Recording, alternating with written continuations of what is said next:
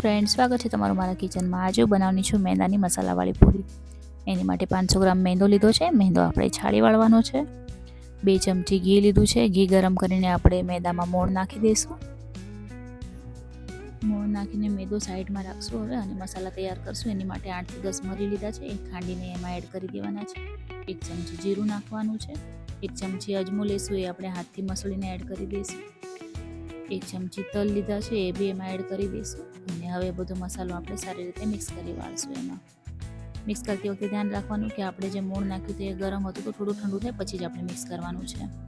હવે સરસ મિક્સ થઈ ગયું છે અને જો મોણ બી પરફેક્ટ છે, આપણે તમને ઓછું લાગે તો તમે થોડું ઘી ઉપરથી એડ કરી શકો છો। હવે નમક નાખીને આપણે પાણીથી સરસ લોટ બાંધી વાળશું। લોટ થોડો કડક જ રાખવાનો છે, બહુ નરમ નથી રાખવાનો। લોટ બાંધીને તૈયાર છે તો હવે આપણે એને 15 મિનિટ માટે ભીના કપડાથી ઢાંકીને રાખશું।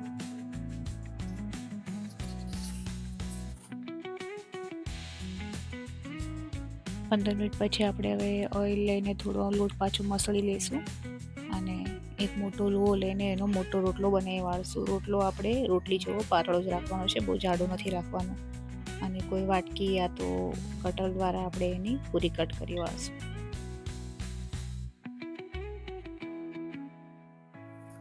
પૂરી કટ થઈ ગઈ છે, હવે ચક્કુથી આપણે એના કાપા પાડી વાળશું।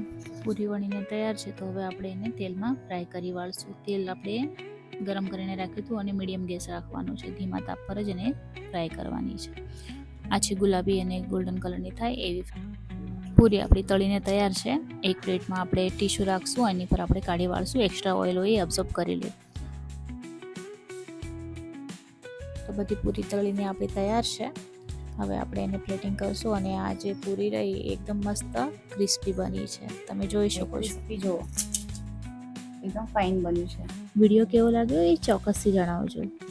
ચેનલમાં નવા હોય તો સબસ્ક્રાઈબ બી કરજો। ફરી પાછા મળશું એક નવા વિડીયો સાથે, ત્યાં સુધી આવજો।